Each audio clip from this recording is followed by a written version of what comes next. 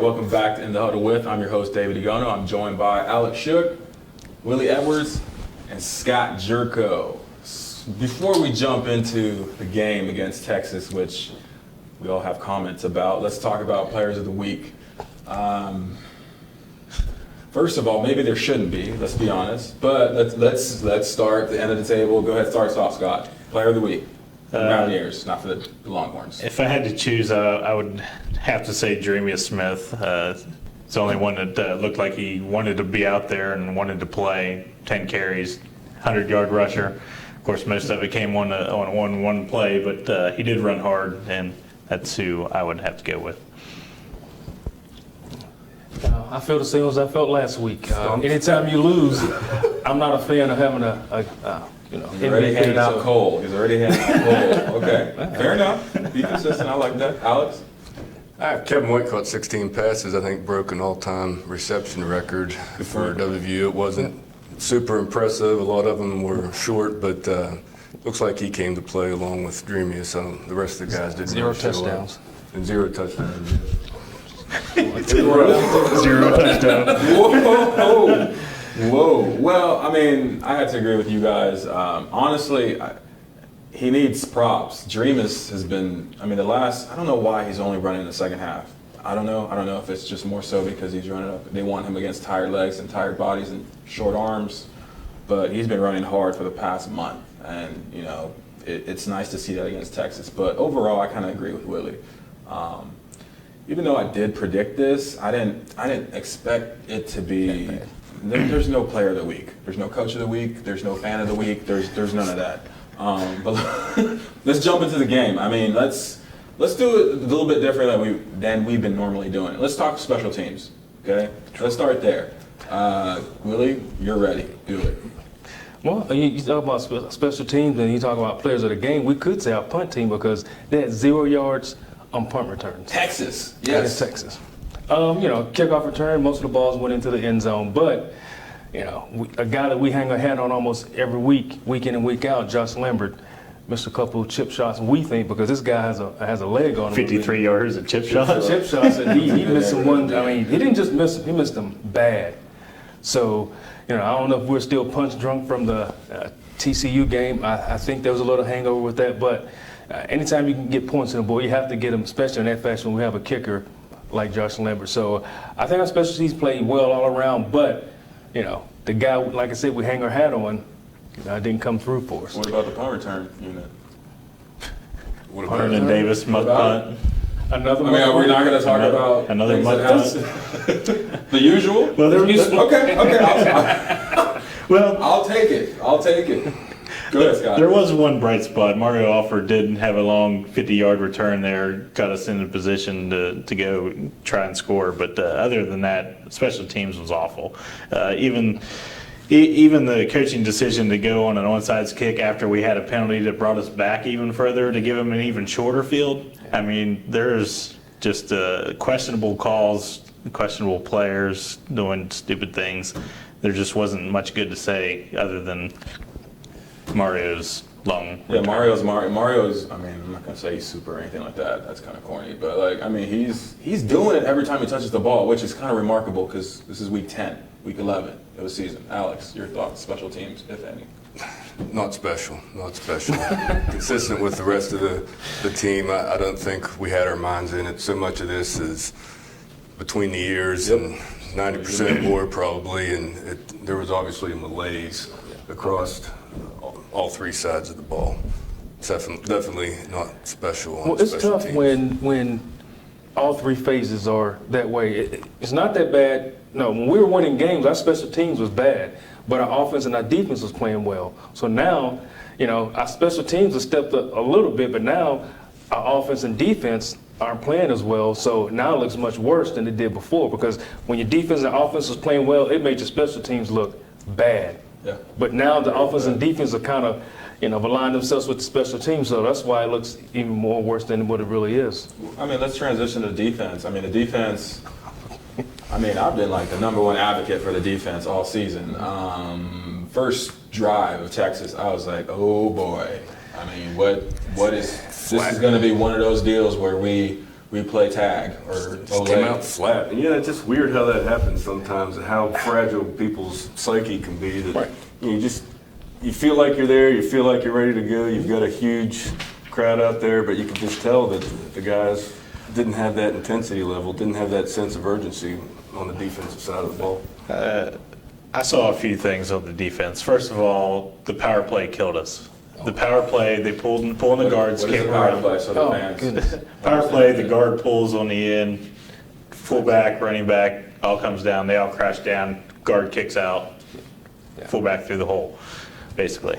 Well, our backers were not coming over, they were not fighting over the tight end crackdown blocks. So there was creating a huge gap between them and our spur bandit, whoever it was on whichever side they ran it to. And he was kind of just sitting outside. So it made a huge hole for the one linebacker to get through the fullback and make a play. And then it was 15 yards before somebody else showed up. Kwiatkowski did not come over, Tonkery did not come over, and who's 20?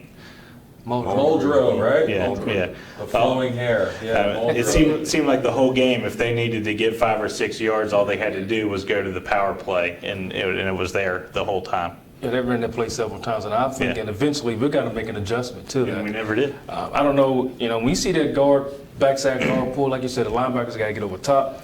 The defensive end has to squeeze. He has to squeeze that down and cut down that running lane. And he just stood there and waited for that guard to kick him out, and that was it. He never squeezed and never shut things down. So, that guy got, just like you said, got to the next level like that. And then, our secondary, when you got a kid that big, it was kind of reminiscent of what Oklahoma did to us. P round, yeah. The 3-3 stack is tough against power teams, and we've seen that. Against teams that throw the ball, like TCU and Baylor and things like that, our defense was pretty stout. But when you get a power team that's going to pull guards, pull tackles, lead with the fullback, block down, kick out, you got to be a more physical team. You got to have some guys with bigger bodies, and in a 3-3, you don't have that. You got to be attacking out of that defense. You can't be sitting back catching blocks out of that. It's got to be an attacking defense. Well, another thing was play recognition. I watched a couple reruns of the power plays, and one of the backers, I'm not going to call out because I don't like to call out guys, but played a pass. It was a power play. I like to call it guys. We'll wait. But he was playing a pass, and it just had me wondering what he was looking at. What was his keys? You gotta have your line of vision with the front, the back, and everything involved. But it just no one knew what was going on. That's fundamentals. You start with reading guards. You teach your free safeties and your corners. You read guards. They'll tell you everything you need to know. That guard pulls. To me, that's a run block. I get blocked down, guard pull. I'm finding flow and getting to the ball. If he pops his head straight up, that's pass to me. So what he saw, I'm not really sure that caused him to do that. Maybe someone gave him a false read or something like that. But, after you ran that play 15 times, I guarantee they at least ran that play 15 times. Yeah, I mean, let's be honest. Texas is, for them, they're mediocre this year. The quarterback, he didn't beat them because he's beaten them a couple games this year. When I say them, I mean his own team, Texas. What you guys are talking about, I read the paper and read interviews afterwards, and I heard a lot of, we didn't come out the same intensity, we were lunging at tackles. And for me, it was just tough to hear or to read that simply because it's week 10. Right. You don't lunge in week 10, I mean, if you're lunging in week 10, you've been lunging all season to a certain degree. So, I mean, what you guys are saying right there, I align myself with what you guys are observing, but tell me, is that something where is that coachable? Can they coach them out? Can Coach Gibby, the rest of the defense, can that be coached out in 2 games? Well, let's just call it 3 games with the bowl game. Well, that's something that can be coached out during the game. I mean, you just got to tell them, make sure you're reading your keys. I mean, they did that slow. It almost looked like a zone play, but it was a backside ISO. It was a fullback on the left side, but he went to the right, leading the guy through, and the zone blocking. Backers didn't pick up that one very well at all in the first half. They started to get to it in the second half, but it's a little too late. We played pretty well on defense all year, too. It's not like this team just all of a sudden forgot how to play defense. I think it all goes back to the the lack of intensity and just not having our heads right for this ball game. Right. I think, like you said, it goes back to what happened with the TCU game. You know, that game had a lot riding on it. You know, if we win that game, we position ourselves to be in a playoff possibly, you know, Big 12 champions, possibly tie East. And, you know, you can't, and like I said, I went to practice one day and I watched how Coach Gibby dealt with those guys, and he kept trying to tell them, forget about that game, we watched the film, it's over, you can't go back and get it, move ahead. You know, things are easier said than done. Twice. Yeah, it's easier said than done. You know, you got to have a short-term memory when it comes to things like that. But it's tough. I mean, it's physically and emotionally tasking on you when that happens. And, you know, you always think about that stuff. But, you know, you got to move on. And like you said, you can't let one game beat you twice. And I think that's what happened with us a little bit. Yeah, I mean, and to be honest, I think the defense has been fine all year. I've been saying that and didn't have the proof in the beginning of the season, but they definitely came around middle of the season and up until this past week's game. They've been there. I'm not really worried about the defense. I think the defense has the benefit of being physical and hitting people. You can fix a lot of things by doing that with pads and a helmet, at least. Now let's talk about the offense. I want to hear what Scott says, because Scott usually has the pulse on Trickett and White. And I want to hear. Tell me. Let's go there. Let's talk about the offense. The Trickett White combination was in full force. We just decided not to throw the ball downfield at all. It seemed like our first pass down the field was 3/4 of the way through the second quarter, which would have been a touchdown. Mario Alford dropped. Or no, that was the second time they threw it downfield. And the first one was to Kevin White, where it was a pass interference call. It's like, all right, now we're going to start, throwing it deep, get these under routes open because they're, worried about the deep threat. But we never went back to it hardly at all. It's like we never threw the ball downfield. So I don't know what the... I think they're worried about protecting Trickett a lot. Yeah. Trickett's been really rattled the last couple of games. He's going into Texas. He showed composure all year long in the face of some very good defenses, and for whatever reason, TCU obviously had a really good defense, and Texas had great defensive players as well, and he hasn't responded very well under pressure these last couple of games. Well, he was sacked 3 times in this game, and we talked about this in the beginning of the year about keeping Clint Trickett clean and letting him get his feet so that he can throw the ball. And then, like, he was comfortable, like you said, the whole game. When you get sacked 3 times, that time clock starts going off in your mind. 1, 2, 3. Okay, he came from this side last time, so am I checking to see where he's coming from? I'm watching my receivers' routes and watching their progression. So I think our offensive line, and I know we haven't talked about giving out grades or any portion of, because I don't want to just grade the offensive line and not grade anybody else. But if I were to grade the offensive line, they'd get a D. I mean, they just pass pro, run blocking, or both. Both. I mean, okay. we had penalties at times that hurt us. We got inside the 10-yard line one time and got sacked, got tackled. Safety. Illegal false starts. On 4th and 1. So we shot ourselves in the foot several times, and it started with our offensive line. If we can't protect our quarterback, then you're gonna be in trouble. Well, I mean, that makes me think, and not to think too far ahead. I mean, we do have a bye week this week. Next game is, I believe, the 20th against K-State, who is a beast. They don't make mistakes and they punish their opponents. We're talking about a lot of, I'm just going to call it individual mistakes.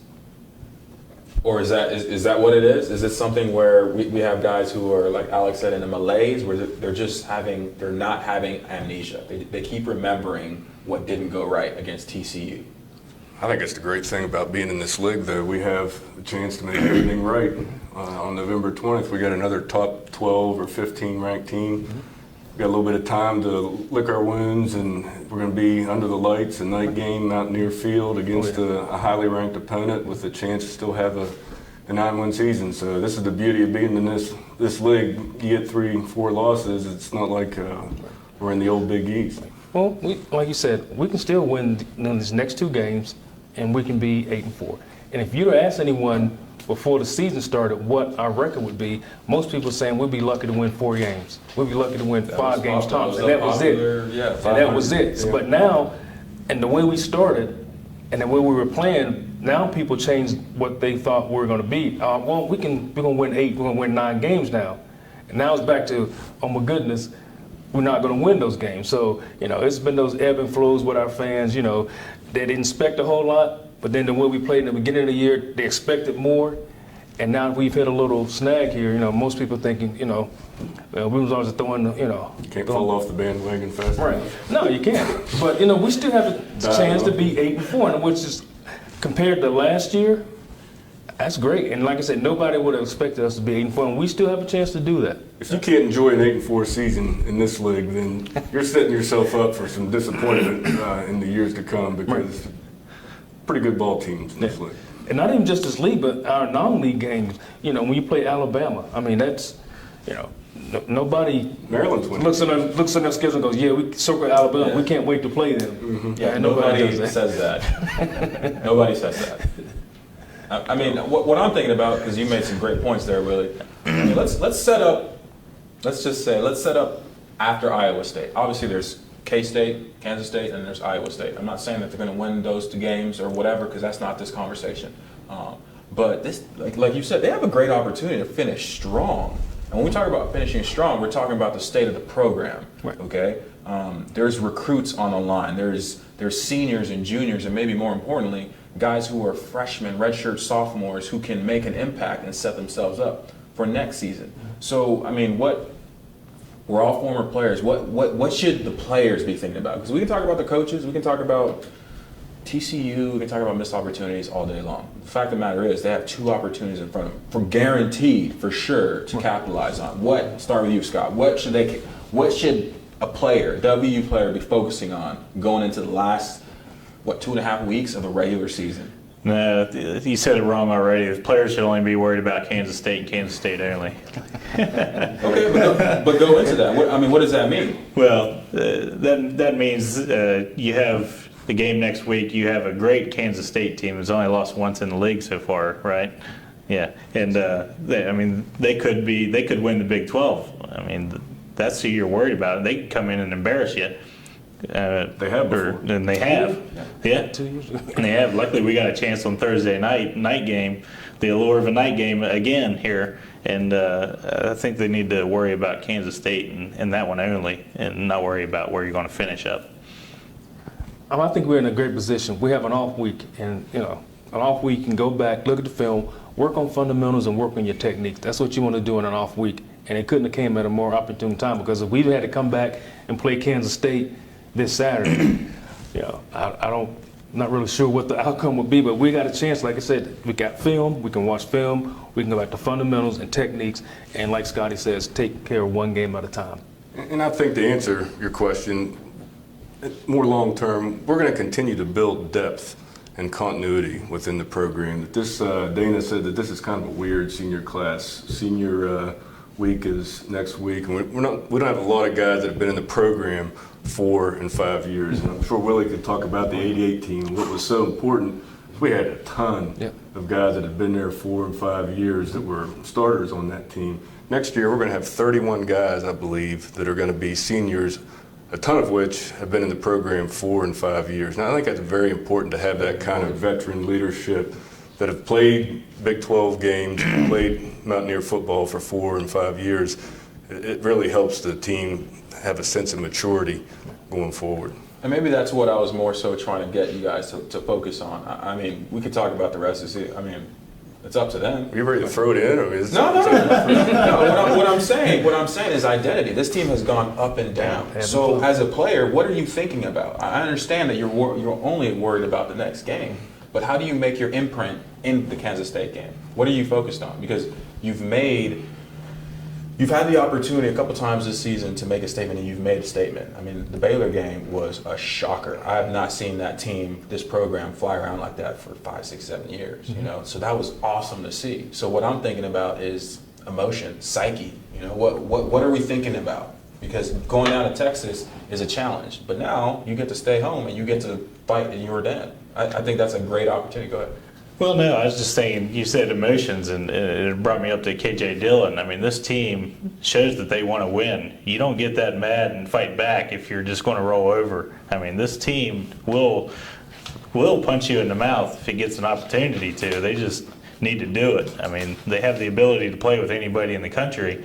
We just didn't see it this week again. It's unfortunate that, it happened after a loss again, but I think emotions are running high. I think we can bounce back, and we will. I think this class of players doesn't want to go out on a losing streak.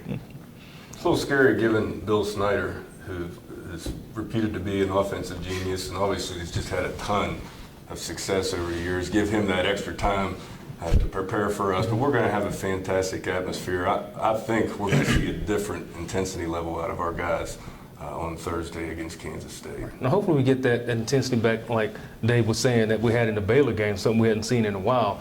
And again, like you said, Coach Snyder, his teams, they remind me of Penn State teams. They don't make a whole lot of mistakes. They're not flashy, but if you make a mistake, they'll make you pay for it. And the rate we're going as far as turnovers, we had 5 the game before and had 3 this game. You can't turn the ball over against good teams and not expect to win the game. So we got to take care of the ball better. And someone asked me the other day, "You think Clint Trickett is hurt?" I'm like, I don't know. I didn't ask the guy. I mean, if he is, I don't know about it, because they said everything is different about him as far as how he is in the pocket. He's getting little happy feet. Is that a point of him getting hit all the time? I think that is a little bit, but if he's hurt, I don't know. Like I said, we just need to go back, be fundamentally sound, and just remind. If I was a coach, I'd remind those guys and say, look, this is what we did against Baylor. This is what we did against this team. We've shown we can do this, and we're going to do it again. And it's good to have a resume you can go back and say, guys, we've done this. If you haven't done it before, it's hard to say, look. That's right. So we have a blueprint on how we want to play football here at WVU, and I think those guys need to get back to that. TCU showed that Kansas State is beatable. I mean, I watched the second half of that game. I didn't watch the first half. But they couldn't do anything against TCU's defense for what I watched. I think Kansas State's quarterback was supposed to be hurt as well, and they were a little bit reluctant to allow him to run the ball with the frequency that they usually do. And hopefully he remains to be a little bit hurt when he comes to Morgantown as well. But that team doesn't have the offensive explosiveness of some of the teams that we've played. At least from what I saw. The Lockett guy is fantastic. He's dangerous on kick returns as well. But I don't think they have the explosive offensive weapons of some of the other teams we've played. No, they don't. Like I said, they're just disciplined.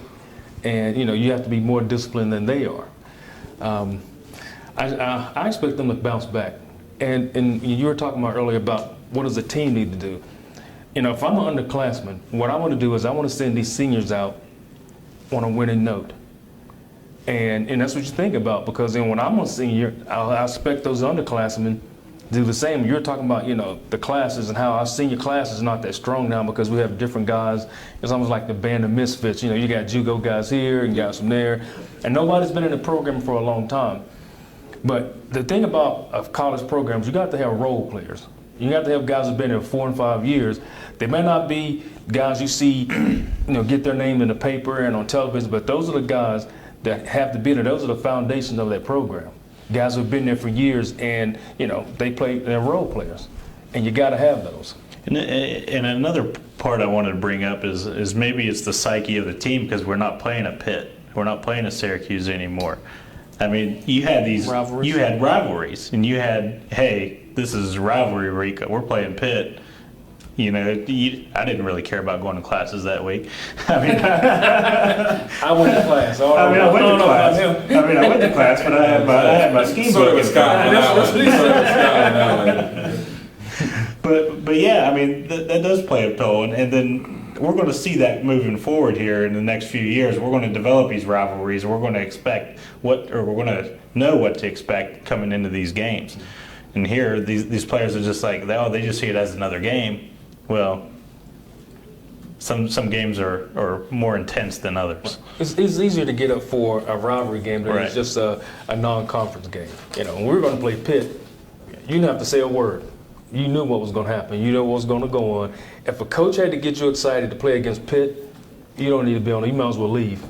So, like Scott said, we don't have a team on the schedule say, all right, that's our rivalry, and we're going to be ready for them. And that's going to happen naturally. But, in the Big 12, so many teams are good. It's hard to have a rivalry, especially when we're here all the way in the East and everybody else is in the Midwest. So I don't think there's really a good chance of having a rivalry because you got that, what's that, the Red River, when you got Oklahoma Red and River Oklahoma. rivalry. Yeah, those guys that are in close proximity. We don't have that right now. The natural would be TCU. We both came in together, and Right. we've had some another hellacious close games. Within 5 points all 3 over games. the last 3 years, so that would be a natural. Yeah, I mean, I think Scott brings up a great point, and it's a subtle point, but there's no, I mean, I say this and people look at me like I'm weird, you know. You're talking about 18, 19, 20-year-olds. Focus and concentrations are not supposed to be taken. You cannot take that for granted. So having a rivalry with Maryland, you saw those guys. I mean, Maryland, I forget the other team, but you see that emotion and you see that fire. As a defensive guy, that's one of the things I look for when a team plays. We even saw it against Alabama to a certain degree, and that was just because they didn't know any better. I mean, it's not like they play Oklahoma or Alabama regularly, but if you're going to go into the den of the lion, you're going to swing, right? So for me, just as far as concentration and that rivalry, I think we may be a season away from that. But it's a great point because every game is an away game, or it's a game to knock off a champion or whoever's in the catbird seat in the league. And like Alex has said, I mean, honestly, this is another conversation. Everybody wants to talk about the Big 12 being down. I mean, the Big 12 is right behind the SEC, in my opinion, as far as parity. There is no other conference. There is no other conference where you have that many teams in the running middle of November. The rest of the conferences are almost, for the most part, they're spoken for. I don't think there's any question that the Big 12 is probably second only to the SEC. It's deep, a lot of deep teams, and we got a couple right at the top, and that shows in the polls. There could be 2 teams from the Big 12. We could have 2 11-1 teams from the Big 12. They're going to be talking about maybe 2 Big 12 teams getting in. Which teams are those?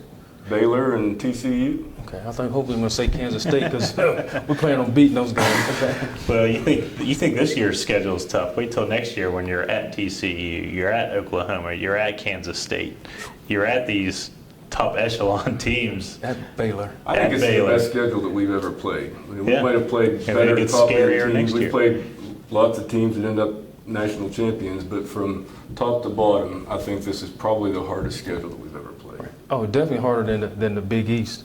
I mean, and for many years, you know, Miami was a team in the Big East for a while, and that was it. It was Miami, and then everybody else fought for, you know, what was left over. So, you know, I hear people talk all the time, you know, the Big East was this and that, and, you know, if a certain coach was back here, that it would change things. But you can't compare that to the schedule in the Big 12.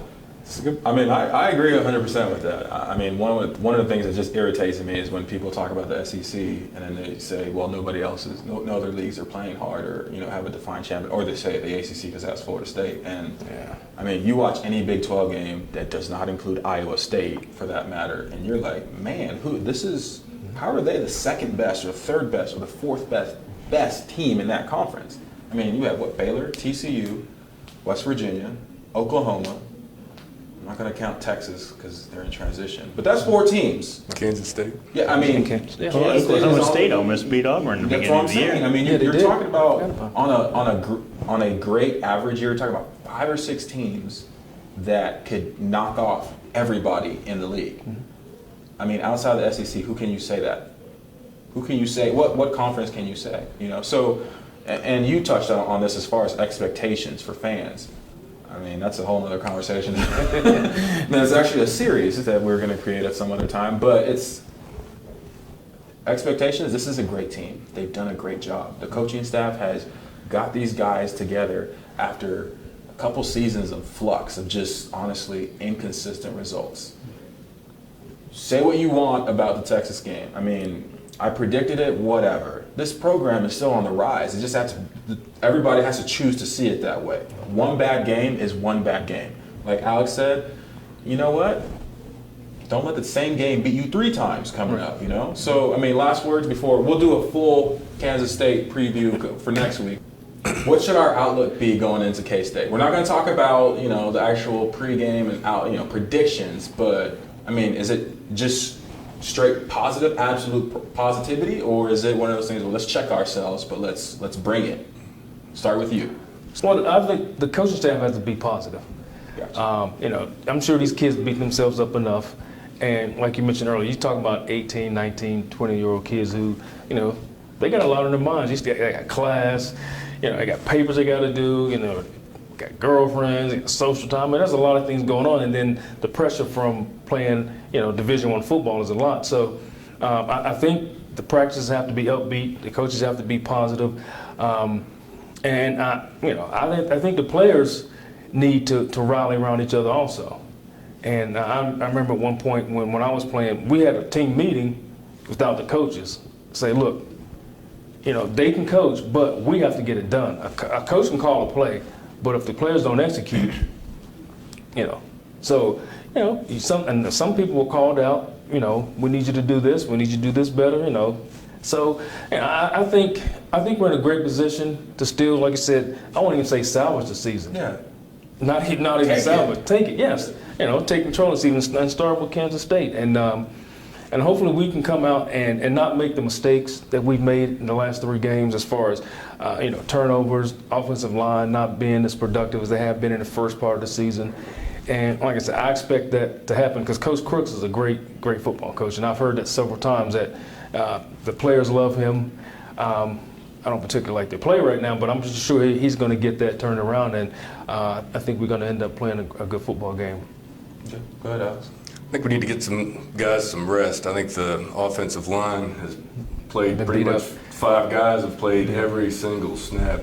Yeah, Our safeties, Dylan, Joseph, the young guy, they've taken a beating. They've played a ton of snaps. So we need to get some of those guys rested up. We need to get some of the backups in there playing, working on the fundamentals, and no sense of panic from the Right. top. The coach, there can't be any sense of panic. We had one really bad game. It's our first really bad game all year. I think Coach Holgerson from the top down needs to gather everybody together. We still have a good football team. We still have everything in front of us. We can have a 9-win season. Worry about Kansas State first. Obviously, huge challenge.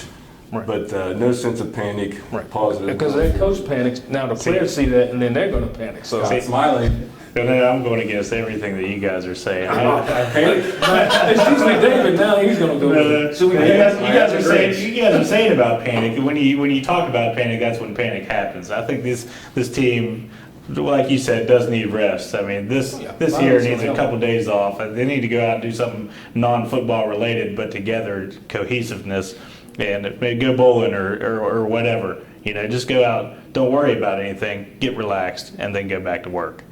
And nobody's allowed to say the word panic. That's a good thing about a bye week. You have time to do that. Right. I mean, because usually you game plan like Sunday they practice, Monday they're off, Tuesday they start, putting in everything. So essentially we have 2 weeks almost. Well, a week and a half since we play on a Thursday. So, they have time to do something like that, do some team bonding, guys go out and have fun together because, after losing like that, you need something positive because you don't want to keep being reminded. And I hate it when we lost and had to go watch the film. That's just like, because you already lived it, It's like naturally, but now you got to watch funeral it again. Yeah, It's not. now you got to watch it again, and it's like, oh, God, did I want to see that? So, Rewind. Exactly. Rewind. What are you doing? Rewind. What are you doing? So I agree with you, Scott. They need to do something as team bonding, get those guys out and let them do something that's fun. I don't know, do some 7-on-7. But we are banged up. When you talk about the offensive line and the thinking about it, I was at practice last week. Quentin Spain had the green jersey on. He didn't practice. I know Adam Pink has been dealing with some injuries. And so, we do need some rest. And like I said in the beginning, this is a great time for us to have a bye week to get some guys healthy and get them ready to play. I will say, have some fun, have a little bit of fun, and stay off High Street. Well said. Well said. To add with what you guys are saying, honestly, know what I want to see next week? I want to see some angry 20-year-olds. Some controlled aggression. Yeah, I just want to see them take it. This season is not over. They control their own destiny. Just do it. Just do it. Not to go back to Nike, Bo Jackson, all that, but just do it. The season is still right there. They can right a lot of wrongs by beating K-State.